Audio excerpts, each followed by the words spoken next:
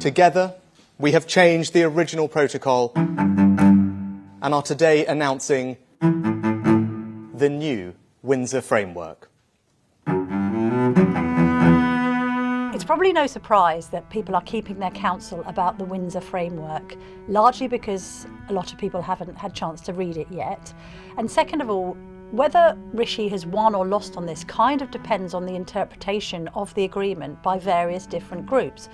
Everyone's holding their breath to see what the DUP thinks, and the early signs are relatively positive. In an ideal world, the Unionists don't want any ECJ jurisdiction over any part of Northern Ireland, and clearly this agreement doesn't deliver that. What it delivers is a right for Stormont to veto the EU if, for instance, they try and enforce a law on Northern Ireland that Northern Ireland aren't happy with.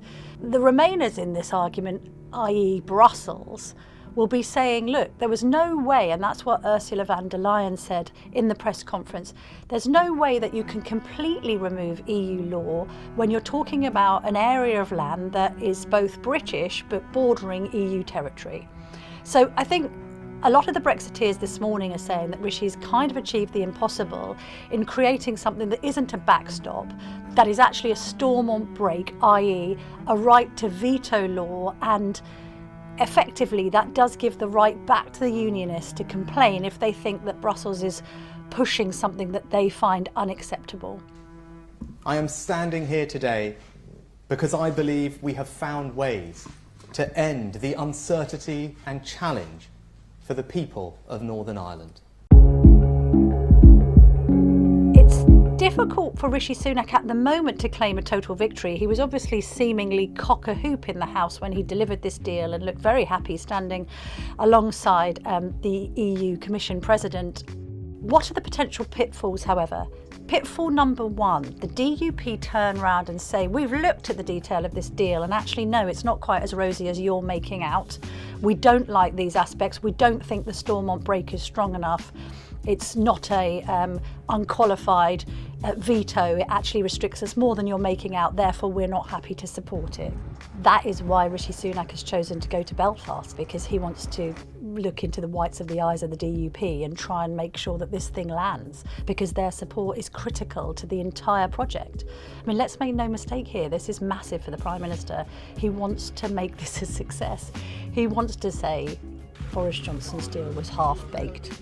He's actually got Brexit done. He's cooked the pie and served it up, and now everyone's eating it and enjoying it. That's the Sunak approach to this. So the DUP's support is completely contingent on the success of this particular project.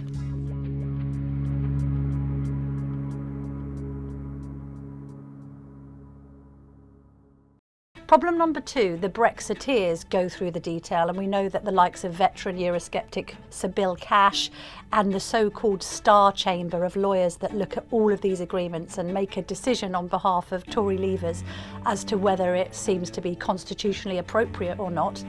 They might look at this deal and tear it apart and say, look, there's a number of different loopholes which continue to give the EU far more jurisdiction over Northern Ireland than Rishi Sunak is making out. That seems less likely. The mood music over the weekend and now into yesterday and today has very much been Brexiteer big beasts backing this deal. We've heard now from David Davis, who likes it. We've heard from Steve Baker, who 5 minutes ago was apparently on the brink of resignation and is now hailing this deal a complete triumph. I've had a very constructive meeting. We're grateful to the government. Thank you. So internally, as far as the Conservative Party is concerned, it seems as if Sunak has achieved the impossible again by bringing together the warring factions of his party. This is all in the interests of a united kingdom, and madly the SNP is supporting the deal, which I suppose is odd but perhaps politically expedient for them. They don't want to be blamed for creating more division in Northern Ireland. As far as von der Leyen's concerned, the thing that the EU has wanted to avoid throughout the whole process is being blamed themselves for compromising the Good Friday Agreement, in the sense that there is a quite strong argument that Brexiteers make, and rightfully so, that this entire issue was completely blown out of all proportion by Europe and the Republic of Ireland at the very beginning, because they wanted to punish Britain for Brexit, and they've made much more of this border, which until now goods, the vast majority of goods had travelled across it with no problem and no need for checks, because everybody knows who's mostly taking goods from north to south and south to north, and it was therefore weaponised. This entire issue was weaponised. Brexiteers were arguing from the beginning the Prime Minister should have just gone in and say, look, you'll be blamed for compromising the Good Friday Agreement on the eve of its 25th anniversary if you start playing politics continually with this. So the EU also has to claim a victory in being able to negotiate towards a brighter future with Britain. It's in their interest for this situation to be resolved as much as it is in Britain's interest. But as is ever the case with Brexit, Tory politics are always at play. Why is David Davis saying, I'm absolutely delighted with the deal and I think the Prime Minister's done a brilliant job? Yeah, I'm sure he is quite happy with the deal. But he's also happy with the deal because it's Rishi Sunak's deal and he hates Boris Johnson. And there are a number of people who don't like Boris Johnson who see this as an opportunity to finally put him back in his box. So this does put Boris Johnson in quite a precarious political position, because if there isn't an alternative narrative to this deal, if there isn't a more Brexity way to do it with a blonde wig on, then where does Boris Johnson go politically? If Brexiteers support Rishi Sunak, then Boris, the great bastion of Brexiteerism, is over.